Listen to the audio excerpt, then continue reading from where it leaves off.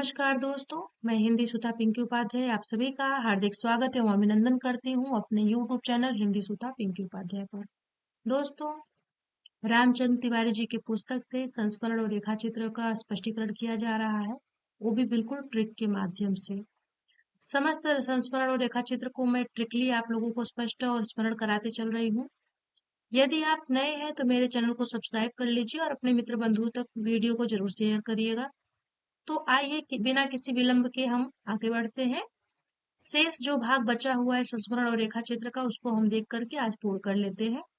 तो श्री विष्णु यहाँ देखिएगा, श्री विष्णु प्रभाकर प्रख्यात कथाकार और जीवनी लेखक है। जो विष्णु प्रभाकर जी वो प्रख्यात कथाकार और जीवनी लेखक है।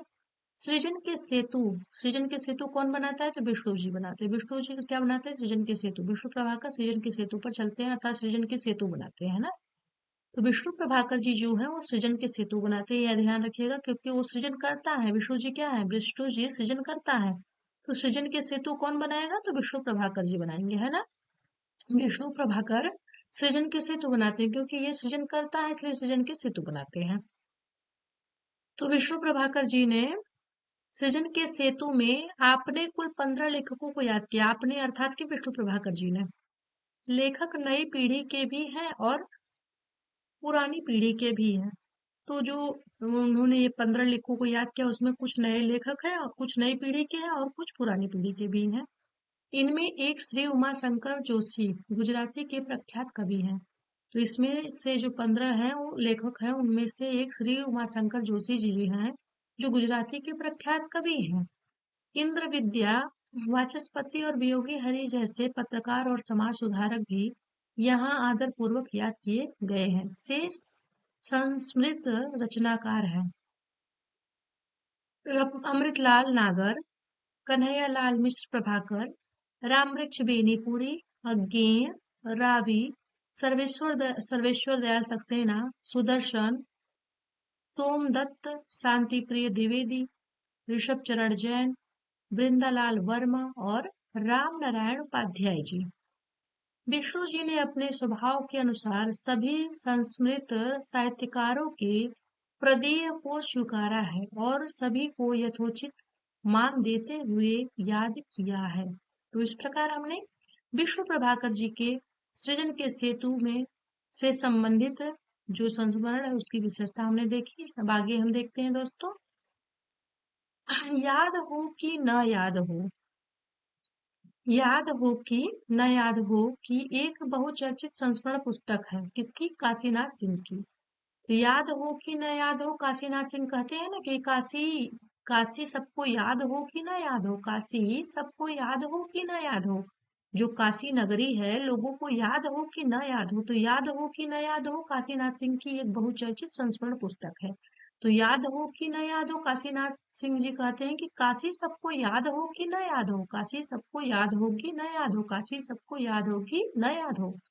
तो याद हो कि न याद हो काशीनाथ सिंह की एक बहुचर्चित संस्मरण पुस्तक है। इसमें आचार्य हजारी प्रसाद द्विवेदी, त्रिलोचन शास्त्री, नामवर सिंह, राजेंद्र यादव धूमिल, सुदामा पांडे धूमिल का पूरा नाम क्या है? सुदामा पांडे धूमिल, कमलेश्वर, रविंद्र कालिया और विजय मोहन जैसे रचनाकारों एवं लेखकों के व्यक्ति चित्र तो है ही, बनारस के 80 चौराहे को भी व्यक्तित्व प्रदान कर दिया गया है। वह भी इन साहित्यकारों के साथ हंसता बोलता इनके जीवन का हिस्सा बन गया है।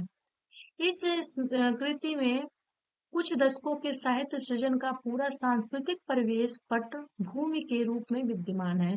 तो जो ये काशी नाथ सिंह जी का है, याद हो कि न याद हो, इसमें उन्होंने बता दिया कि इसमें बनारस के 80 चौराहे को व्यक्तित्व रूप प्रदान कर दिया गया। इसकी विशेषता क्या है कि इसमें जो काशी काशी है ना, तो इसमें जो है बनारस के 80 चौराहे को भी व्यक्तित्व प्रदान कर दिया गया है। वह भी इन साहित्यकारों के साथ हंसता बोलता, क्योंकि वो वही उसी स्थान का वर्णन किए हैं। याद हो कि न याद में उन्होंने काशी बनारस के 80 चौराहे को भी व्यक्तित्व प्रदान किया है। वह भी इन साहित्यकारों के साथ हंसता बोलता है, इनके जीवन का हिस्सा बन गया है। इस कृति में पिछले कुछ दशकों के साहित्य सृजन का पूरा सांस्कृतिक परिवेश पट भूमि के रूप में विद्यमान है। जीवन की लय को सटीक शब्द गुम्फों के सहारे बिंबात्मक अभिव्यक्ति देने वाली काशी की व्यंग गर्भित शैली का आकर्षण इस कृति की अतिरिक्त विशेषता है। निकट मन में शीर्षक अपनी संस्मरण पुस्तक में कवि अजीत कुमार ने बच्चन रघुवीर, जो निकट मन में है ना, निकट मन में किसका संस्मरण है, तो अजीत कुमार जी का है। अजीत कुमार ने बच्चन, रघुवीर सहाय, धर्मवीर भारती, भारत भूषण अग्रवाल, लक्ष्मी नारायण लाल, देवी शंकर अवस्थी, अश्विनी कुमार आदि 15 साहित्यकारों को याद किया है। जैसे ध्यान रखिएगा, जो सृजन का सेतु था उसमें भी, जो सृजन का सेतु था विश्व प्रभाकर जी का, उसमें भी क्या था, उसमें भी 15 साहित्यकार थे। वैसे ही निकट मन में जो अजीत कुमार जी का है, इसमें भी 15 साहित्यकार हैं। ठीक है, ये स्मरण रखिएगा, इसको विस्मृत नहीं होइएगा। तो इसमें ध्यान रखिएगा, इसमें कन्नड़ के प्रख्यात साहित्यकार मास्ती वेंकटेश आयंगर भी हैं। बच्चन के संस्मरण में अधिक अंतरंगता है। अजीत कुमार का कवि मन संस्मृत रचनाओं के भीतर गहराई तक झांकने और बाहर की दुनिया में उनकी संवेदना के विस्तार का आकलन करने में पूरी तरह समर्थ है। उसकी इसी सामर्थ्य ने इस संस्मरण संग्रह को विशिष्ट बना दिया है। तो ये ध्यान रखिएगा कि जो अजीत कुमार जी हैं, वो कवि मन संस्मृत रचनाओं के भीतर गहराई तक झांकने और बाहर की दुनिया में उनकी संवेदना जो है विस्तार के साथ आकलन में करने में पूरी तरह समर्थ है। इसी उनकी इसी सामर्थ्य ने इस संस्मरण को विशिष्ट बना दिया। तो आगे देखते हैं। जिनकी याद हमेशा रहेगी, जिनकी याद हमेशा रहेगी, प्रसिद्ध समीक्षक और कथाकार अमृत राय के संस्मरणों का संग्रह है। तो अमृत राय जो है, कहते हैं ना कि मैं अमृत हूँ, इसीलिए मेरी याद सबको हमेशा रहेगी, है ना। तो अमृत राय जो है जिनकी याद हमेशा रहेगी, है ना। तो ये ध्यान रखिएगा कि अमृत राय की याद हमेशा रहेगी। जिनकी याद हमेशा रहेगी, प्रसिद्ध समीक्षक और कथाकार अमृत राय के संस्मरणों का संग्रह है। इसमें कथाकार अमृतलाल नागर, कहानीकार Krishnachandra Jainendra, Premchand Nirala, Father Camille Bulcke, Mahadevi Verma, Rangeya Raghav, Rahul Sankrityayan और सुमित्रानंदन पंत जैसे जाने माने हिंदी साहित्यकारों के साथ बंगला कहानीकार राधा कृष्ण उर्फ लाल बाबू, बंगला कवि सुभाष मुखोपाध्याय, उर्दू शायर हुसैन अजीमाबादी, प्रसिद्ध चित्रकार मकबूल फिदा हुसैन और प्रख्यात फिल्म निर्माता सत्यजीत राय को याद किया गया है ना। जिनकी याद हमेशा रहेगी जो है, वो प्रसिद्ध समीक्षक और कथाकार अमृत राय के संस्मरणों का संग्रह। तो अमृत राय जो है, वो कहते हैं ना कि अमृत जिनकी याद हमेशा रहेगी। अमृत एक ऐसा शब्द है, अमृत, ये जिनकी याद सबको हमेशा रहेगी, क्योंकि अमृत से लोगों को जीवन मिल रहा है। तो जिनकी याद हमेशा रहेगी किसकी, तो अमृत राय की। जिनकी याद हमेशा रहेगी किसकी, अमृत राय की, है ना। ये ध्यान दीजिएगा। आगे देखते हैं। इस संस्मरण संग्रह की दो विशेषताएं, एक तो यह कि इसका स्मृति संसार विस्तृत है, दूसरी यह कि इसमें अमृत का समीक्षक व्यक्तित्व की निरंतर सक्रिय रहा है ना। तो ये ध्यान रखिएगा। आगे देखते हैं हम। लाहौर से लखनऊ तक श्रीमती प्रकाशवती पाल द्वारा लिखित प्रख्यात कथाकार यशपाल के जीवन संघर्ष का संस्मरणात्मक दस्तावेज है। तो ये ध्यान रखिएगा, जो प्रकाशवती हैं वो इतनी प्रकाशित हो गई कि वो लाहौर से लखनऊ तक प्रकाश फैलाती हैं, है ना। तो जो प्रकाशवती हैं, वो श्रीमती प्रकाशवती, वो लाहौर से लखनऊ तक अपने प्रकाश को फैलाती हैं। लाहौर से लखनऊ तक प्रकाश कौन फैलाता, तो प्रकाशवती फैलाती हैं। तो लाहौर से लखनऊ तक प्रकाश कौन फैलाता, तो प्रकाशवती फैलाती हैं। श्रीमती प्रकाशवती पाल द्वारा लिखित प्रख्यात कथाकार यशपाल के जीवन संघर्ष का संस्मरणात्मक दस्तावेज है। अप्रैल 1930 में प्रकाशवती जी की सगाई यशपाल से हुई थी। जो यशपाल है ना, प्रसिद्ध जो लेखक हैं यशपाल जी, उनकी जो है 1930 में जो है प्रकाशवती जी से सगाई होती है। तब से लेकर 26 दिसंबर 1976 को यशपाल के देहावसान तक दुख सुख के प्रत्येक क्षण में वे उनके साथ रहे।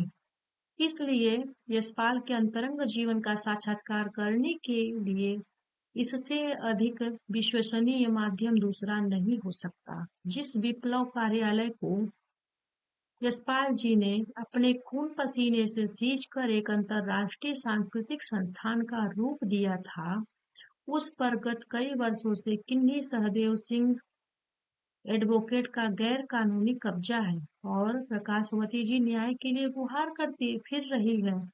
इससे तो यही निष्कर्ष निकलता है कि आजादी के लिए अपना सब कुछ निछावर कर देने वाले शिखर साहित्यकारों की स्मृतियों के लिए भी कोई स्थान नहीं है। तो ये ध्यान रखिएगा, जो प्रकाशवती जी हैं वो लाहौर से लाहौर तक जो है संस्मरण लिखती हैं और किसकी याद में लिखती हैं, तो यशपाल जी के जीवन को दर्शाते हुए लिखती हैं। उनके साथ बिताए हुए समय को देखते हुए प्रत्येक सुख दुख के क्षण को वो उसमें सजोई हुई है।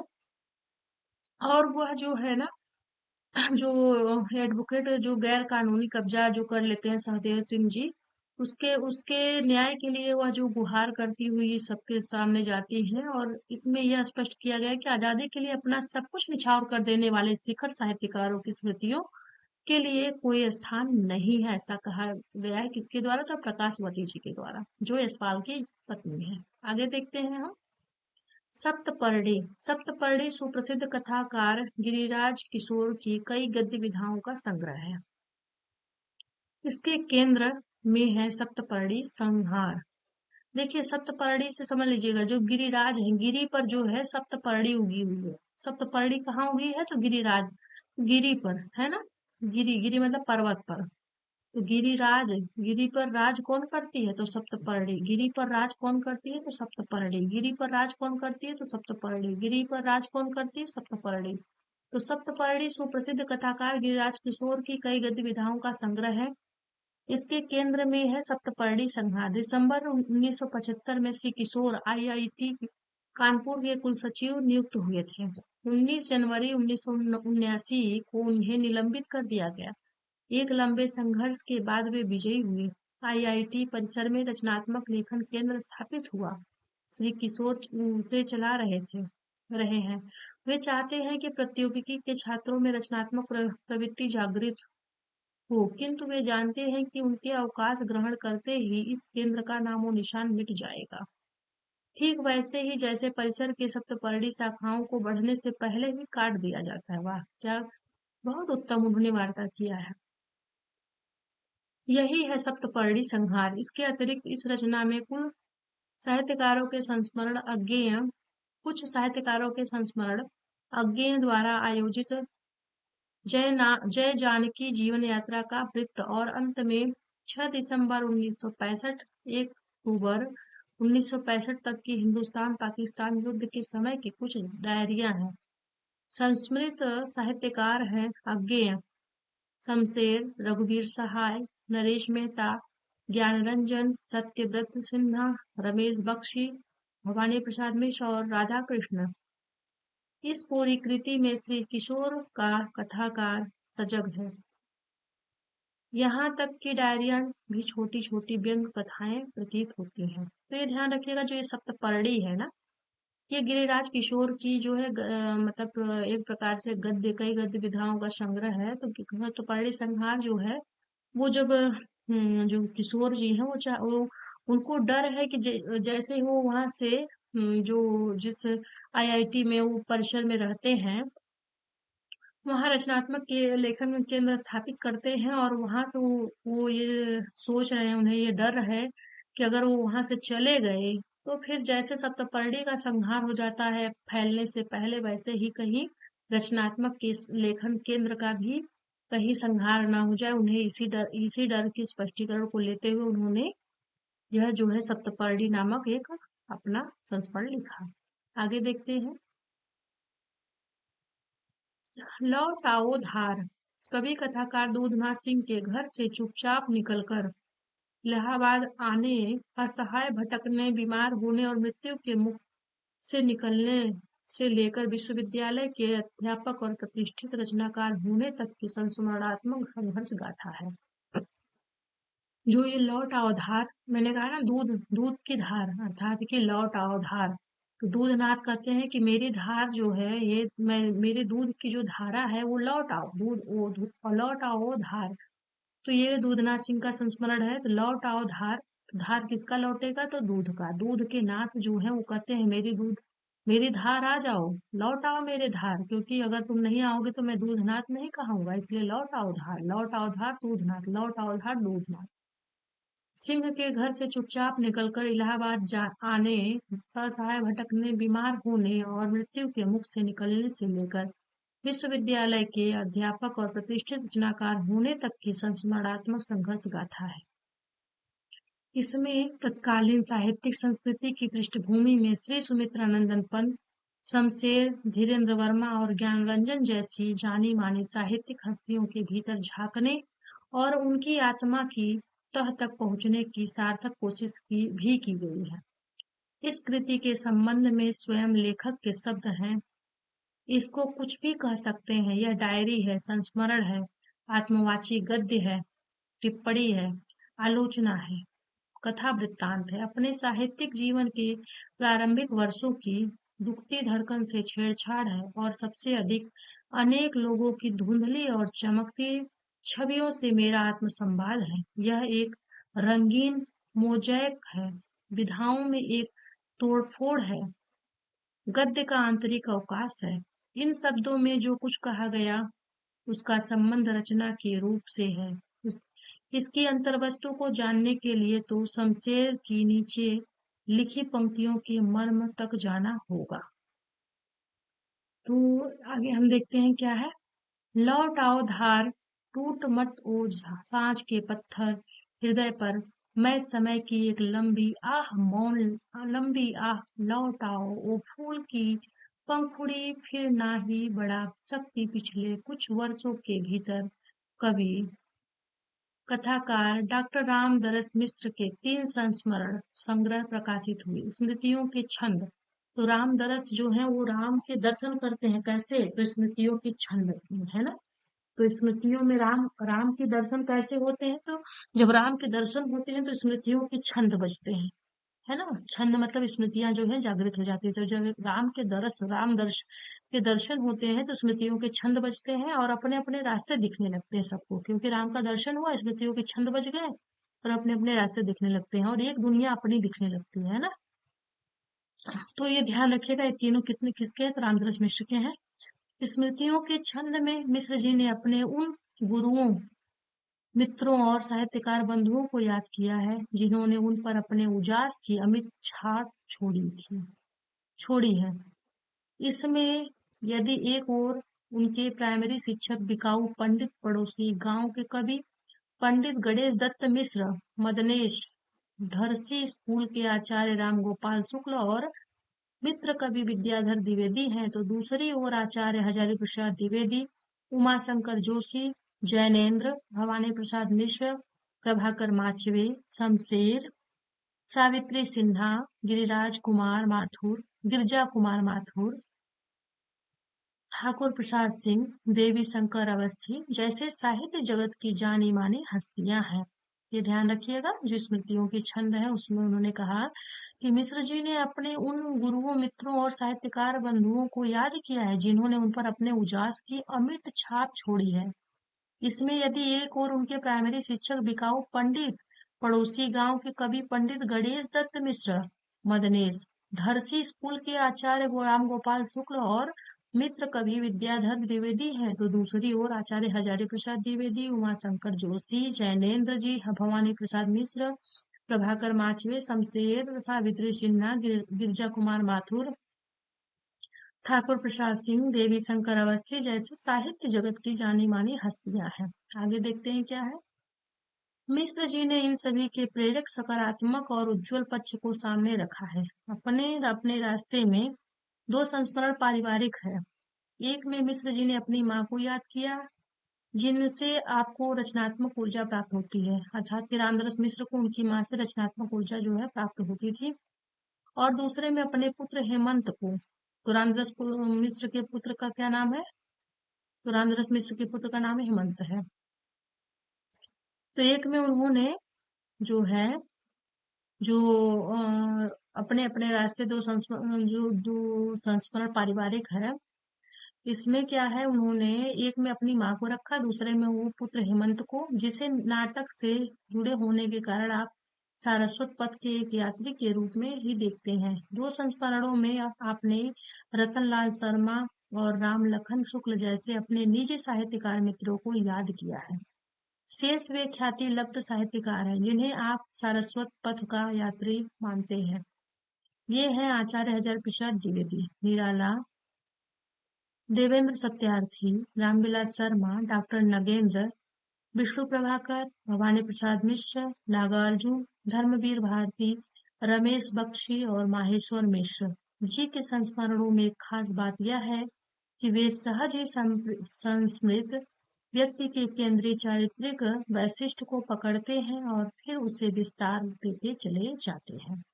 तो इस प्रकार हमने रामदास मिश्र जी के अपने अपने रास्ते को देख लिया और इसके पहले स्मृति के छंद को भी देख लिया। अब आगे देखते हैं। इस क्रम में आपका समीक्षक व्यक्तित्व बराबर साथ लगा चलता है। यूं तो आपके सभी संस्मरणों में आत्मीयता का संस्पर्श है। अपनी माँ बेटे हेमंत को याद करते हुए आपका जो करुण और दर्द भरा चेहरा उभरा है वह अन्यत्र विरल है।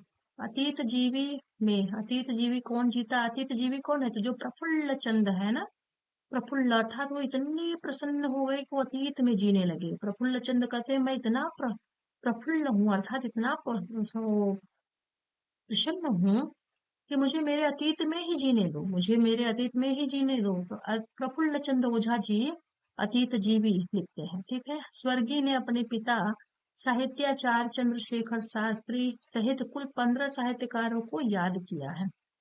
संस्मृत साहित्यकारों में राजर्षि टंडन, आचार्य महावीर प्रसाद द्विवेदी, राम नरेश त्रिपाठी, सत्यदेव पारिव्राजक, पंडित रामावतार शर्मा, जयशंकर प्रसाद निराला, प्रेमचंद, जैनेन्द्र, सुभद्रा कुमारी चौहान, चांद संपादक नंद किशोर तिवारी, बालकृष्ण राव आदि उल्लेखनीय हैं। कहना न होगा कि यह सभी उस युग की विभूतियां हैं जब साहित्य सृजन सेवा, त्याग, समर्पण और संघर्ष का पर्याय था। इन सब को याद करने के बहाने ओझा जी ने अपने अतीत को और उस युग को एक बार फिर जीने की कोशिश की है। ठीक है। तो प्रफुल्ल चंद्र ओझा जी का कहा अतीत जीवी, क्योंकि इतने प्रफुल्ल हो जाते हैं कि अतीत में ही जीना पसंद करते हैं ना। आगे देखते हैं। सृजन के सहयात्री। तो सृजन के सहयात्री कौन बनता है? तो कालिया जी का रविंद्र कालिया जी कहते हैं मैं इतना काला हो गया। रविंद्र कालिया जी कहते हैं मैं इतना काला हो गया कि सृजन के सहयात्री लोग मुझे बना दिए, है ना। सृजन के सहयात्री बनने के चक्कर में मैं बहुत काला हो गया। तो रविंद्र कालिया जी कहते हैं मैं तो रवि था, सूर्य के समान था, लेकिन मैं सृजन के सहयात्री जब से बना तब से मैं बहुत काला हो गया। तो सृजन के सहयात्री रविंद्र कालिया, सृजन के सहयात्री रविंद्र कालिया, सृजन के सहयात्री रविंद्र कालिया। रविंद्र कालिया ने उपेंद्रनाथ अश्क, अमरकांत, मोहन राकेश, ज्ञान रंजन, गिरिराज किशोर से से सेवाराम यात्री जी हैं ये। तो सेवाराम यात्री, ममता कालिया, गंगा प्रसाद विमल, दूधनाथ सिंह, कुमार विकल, श्रीलाल शुक्ल, मार्कंडेय और कमलेश्वर कुल 13 रचनाकारों को याद किया है। तो सृजन के सहयात्री में कितने रचनाकार हैं? 13 रचनाकार हैं। इनमें अश्क जी लेखक के हम वतनी और आदरणीय, मोहन राकेश उसके गुरु और ममता कालिया उसकी पत्नी है। तो ये ध्यान रखिएगा, अश्क जी लेखक के हम वतनी और आदरणीय, मोहन राकेश उसके गुरु हैं। मोहन राकेश जो है वो रविंद्र कालिया के गुरु हैं और ममता कालिया उसकी पत्नी है। लेखक ने इनके प्रति आत्मीयता की ऊष्मा बनाए रखकर लेखकी निसंगतता का निर्वाह किया है। उसने अन्य सहयात्रियों के अंतरंग जीवन में झांकने की कोशिश भी की है। कालिया एक प्रसिद्ध पत्रकार और कथाकार है। उन्होंने अपने सहयात्रियों के जीवन को आकार देने के बहाने सन 1957 से लेकर आज तक के साहित्य जगत की हलचलों का गतिशील कथात्मक चित्र प्रस्तुत किया है। अभिन्न में प्रसिद्ध जीवनी लेखक और पत्रकार विष्णुचंद्र शर्मा ने अपने पिता कृष्णचंद्र शर्मा सहित कुल साहित्यकारों को याद किया है। संस्मृत साहित्यकारों में निराला, राहुल सांकृत्यायन, हजारी प्रसाद द्विवेदी, नागार्जुन, त्रिलोचन शास्त्री, शमशेर बहादुर सिंह, नरेंद्र शर्मा, हरिशंकर परसाई, ठाकुर प्रसाद सिंह, रमाकांत, जितेंद्र, जगत शंखधर आदि प्रमुख हैं। संस्मृत व्यक्तियों के व्यक्तित्व के अनुसार लेखक की भावनाएं बदलती गई हैं। तो हमने देखा सृजन के सहयात्री में रविंद्र कालिया जी का। अब आगे देखते हैं हम। कहीं वह करुणा से आर्द्र हो उठा है तो कहीं आदर और सम्मान से विनम्र। प्रायः वह साहित्यकार मित्रों का सगा और अभिन्न दिखाई पड़ा है। पूरे लेखन में सजगता, निसंगता और आत्मीयता का विरल संश्लेष है। बिंदु अग्रवाल की पुस्तक यादें और बातें 2 खंडों में विभक्त है। जो बिंदु अग्रवाल है वो कहती है ना, मैं बिंदु के रूप में यादें और बातें करती हूँ। तो मैं बिंदु हूँ, यादें और बातें करने वाली। मैं बिंदु हूँ, यादें और बातें करने वाली। तो बिंदु अग्रवाल जो है यादें और बातें, वो यादें और बातों में ही रहना चाहती हैं। तो यादें और बातें 2 खंडों में विभक्त है जो उनकी। तो यादें और बातें कौन करता है? तो बिंदु अग्रवाल, है ना। भारत भूषण अग्रवाल की क्या है? ये पत्नी है। तो ये ध्यान रखिएगा, बिंदु अग्रवाल जी। तो बिंदु अग्रवाल की पुस्तक यादें और बातें 2 खंडों में विभक्त है। पहले में मैथिली षडगुप्त, नेमीचंद जैन, जैनेन्द्र अज्ञेय, मुक्तिबोध, श्रीपत राय, भारत भूषण अग्रवाल आदि के संस्मरण, और दूसरे में अमृतलाल नागर, डॉक्टर नगेंद्र शमशेर, अजीत कुमार, सुमित्रा कुमारी सिन्हा, गिरिराज किशोर, नरेंद्र कोहली के साक्षात्कार संकलित हैं। प्रायः सभी संस्मरणों में आदर और श्रद्धा का भाव ही प्रधान है, इसलिए इसमें संस्मृत व्यक्तियों के अंतरंग जीवन में झांकने की कोशिश नहीं की गई है।